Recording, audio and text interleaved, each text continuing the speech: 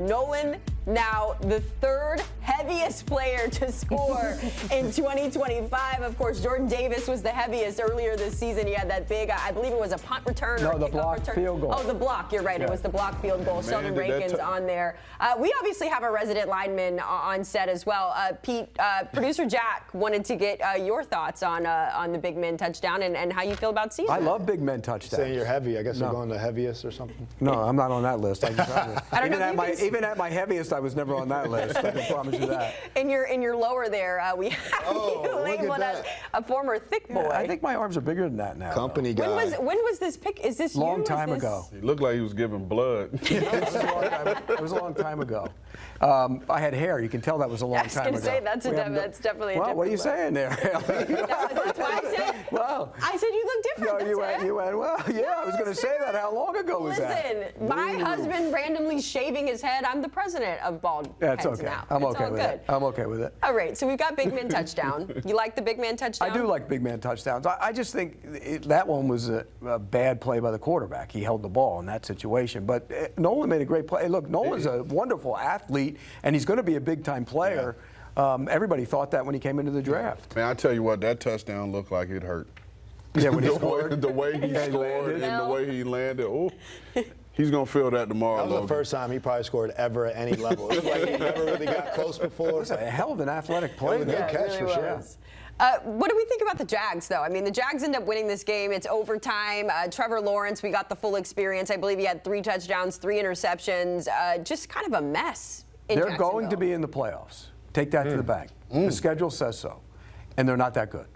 It's amazing. It really is. We said this in the green room. What do they do well? Do they throw it well? No. Do they run it well? They're pretty good running it. Is the offensive line good? It's okay. Defensively, do they rush the passer? They're okay rushing the passer, not great. They do stop the run, surprisingly, which is something they do, and they have a good defensive coordinator in Campanelli. They're not great on the back end. I mean, they have all kinds of issues, and here they are at 7-4, and you look at that schedule. Titans next week, Colts at home. They own the Colts in Jacksonville. They never win there. And then the Jets at home. Is that not – that could be 3 straight wins. That would make it 4 straight wins. And how good are they? We don't know. We have no idea how good they are. I tell you what, as up and down as they've been all year and how they play today, they turned the ball over 4 times and still found a way to win the football team. Football game, excuse me, which is a rare feat in this league.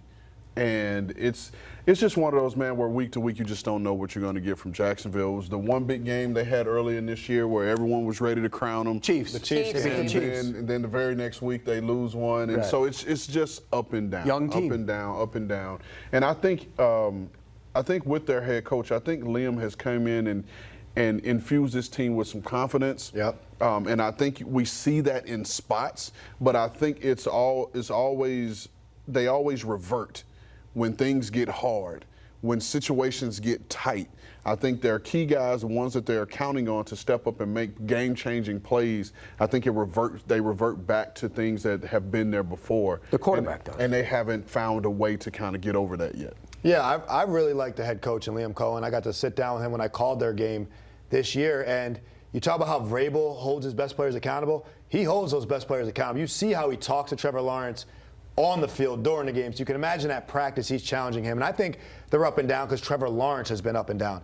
But what do they do well, Pete? I think they have a really good run scheme, right? They call plays similar how the Rams try to run the ball and the Bucs for previous years, trying to with Bucky Irving last year. That's what they're trying to do there. They really like their backs, right? That's why they got rid of one of them. But Etienne, they got to get him going. And if they get production from their star players, like they're doing this without Brian Thomas, another guy they are holding extremely accountable because he's not out there right now. Travis Hunter's not out there for them, a superstar draft pick. They're doing it with Parker Washington and these other guys. It's because the coaching is so good offensive. And Campanelli, the defensive coordinator guy I played for, he had them getting a lot of turnovers early in the season. And look, I like the backers when they're healthy out there, and they do have some predominant good pass rushers, right? So if you can rush the passer, you can run the ball, they're going to go as Trevor Lawrence goes. If they get in the playoff and Trevor Lawrence plays well, they can beat someone out there. But if he's up and down, not taking care of the ball, then they have no shot. He makes some throws today that I'm just sitting there going, what in the hell are you doing? And then he makes some throws, you go, oh my God, look at that throw. And so that's what you get with him. inconsistent, and it frustrates. I know they're frustrated inside that building at times with him, and I know the team gets frustrated with him.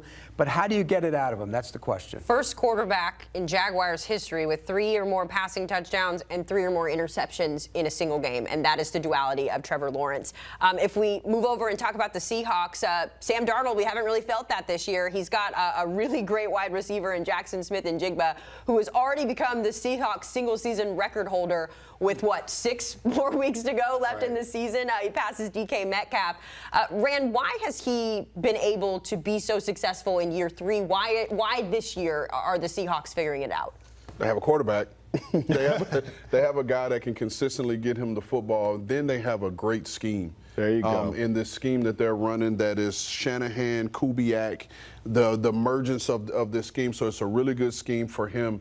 But if you go back to when he came out, and I know Pete evaluated him, he was a polished receiver. People questioned whether he had the speed to play on the outside. But one thing you knew is he knew how to get open.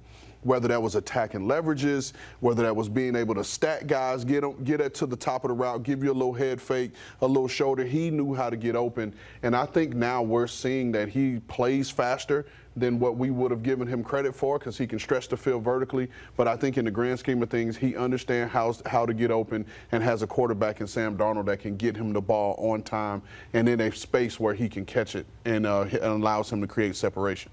Well, he's an elite separator, right? And that's the hardest guys to cover. It's not the fastest, it's the guys who can change the speed the fastest, the guys who can stop the fastest and re-accelerate. And that's what he is. And you said about scheme, Rand.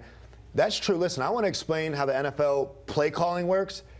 The reason why he's having this year is he's a really good player, but he's the number 1 option in the offense, right? There is no DK Metcalf. There is no Tyler Lockett. He's not the 2nd or 3rd option anymore. He is the number 1 option. The plays are drawn up for him to be the number 1 option. Sam Darnold came over there and said, that's my guy. Every time he's one-on-one, I'm going to throw it to that guy. Every time we have a scheme versus zone coverage, I'm going to throw it to that guy. Same thing in the NBA team. When you come down, you get to run the ISO every single play.